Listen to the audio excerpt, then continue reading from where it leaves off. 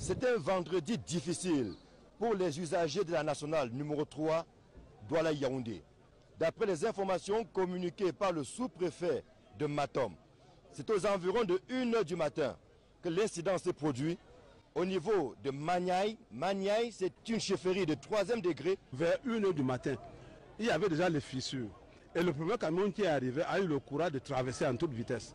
Mais le second que vous voyez suspendu en l'air, a voulu imiter le premier camion qui est passé. Malheureusement pour lui, lorsque la tête est passée, le derrière est resté. Il était 1 h 15 minutes. Nous étions dans un convoi près de 6 voitures. Mon collègue était la première voiture. Il y a 2 personnels qui sortaient de là à vivre à lui descendaient.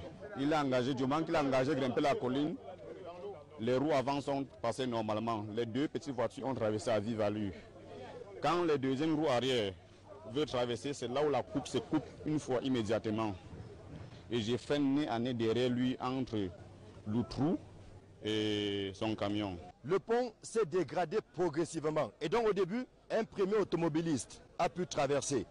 Ce ne sera malheureusement pas le cas pour le deuxième, dont le véhicule reste suspendu au niveau du pont qui s'est affaissé. Évidemment, cet incident a engendré beaucoup de problèmes. D'abord, des embouteillages. Des véhicules, depuis 1 h du matin, ont été obligés de stationner. Les voyageurs qui allaient dans un sens comme dans l'autre, entre Douala et Yaoundé, ont été obligés, pour certains, de revoir leur plan de voyage en retournant à leur point de départ, et pour d'autres, d'utiliser des moyens de bord. Je viens de Douala, un peu déçu du Cameroun, et je trouve que dans un pays comme ça, là, on devait avoir peut-être 2 axes lourds. Ça, c'est pas praticable. J'ai payé 500 francs. On vous a apporté? Ouais. Parce que depuis 8 h, nous sommes aidés à Pouma, qu'on nous a arrêtés. On nous a laissés jusqu'à Boumnieben. De Boumnieben, on a emprunté les motos qui nous ont proposé l'argent 2000 pour arriver ici. Et pour traverser, c'est l'effort des citoyens. Ils ont abattu un arbre là, à la façon du village. Même si on peut payer, mais c'est le Cameroun quand même.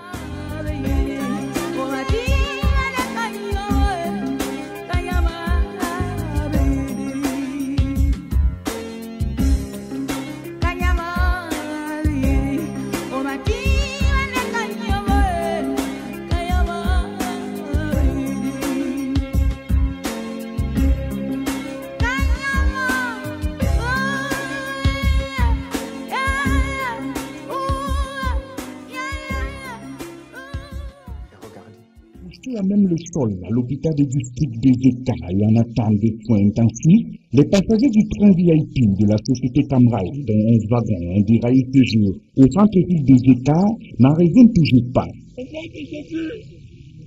nom de Jésus, que le Cameroun, que le pays du sang, que le pays du sang, que le pays du sang, ça se calme également, que le pays du sang, soit raisonnable, soit raisonnable.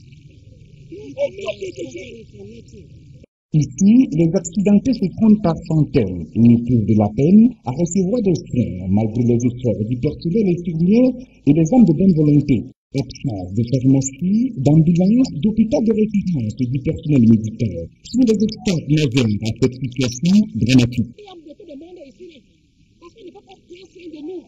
J'ai dit que mon nez que je partais chez eux là, quelqu'un vient me prendre et la main m'a voilé. Prends le soin. Ça ne va pas.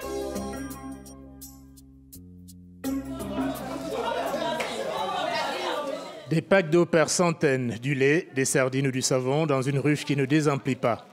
Des dons pour les blessés de la catastrophe ferroviaire, un élan de solidarité sans précédent au Cameroun. Comme ici à la Quintini, le principal hôpital de Douala, où s'activent des dizaines de bénévoles, parmi eux Marianne, cadre dans une banque locale. Il y a eu un appel et puis on voudrait que les gens viennent pour traiter que demain, pour pouvoir aider les personnes qui ont eu des problèmes, qui ont eu l'accident. On est venu pour repartir les paquets et puis aller leur distribuer en salle. Un hôpital qui accueille la majorité des blessés du déraillement du train. Pour faire face à l'afflux des dons, le docteur Mbangué a été désigné pour les centraliser, encore impressionné par l'ampleur de la mobilisation. Nous sommes surpris au niveau de notre institution sanitaire. On pensait qu'on allait avoir peut-être 3 cartons de savon, mais là, la foule était immense. Tout le monde voulait donner quelque chose à l'hôpital à Kintini. Là, comme vous voyez, nous sommes débordés, mais il y a toujours des gens à l'extérieur qui veulent faire dedans. À l'intérieur du centre des urgences, encore 31 blessés sous observation, comme Christian, ému par cet élan de solidarité inédit au Cameroun. Depuis un certain nombre de jours, on reçoit des dons des Camerounais de tous horizons. Ça marque les gens qui sont dans la douleur, la souffrance comme nous. Ça contraste avec l'absence des autorités administratives. Et pendant ce temps, à l'extérieur, le défilé des donateurs se poursuit 6 jours après la catastrophe.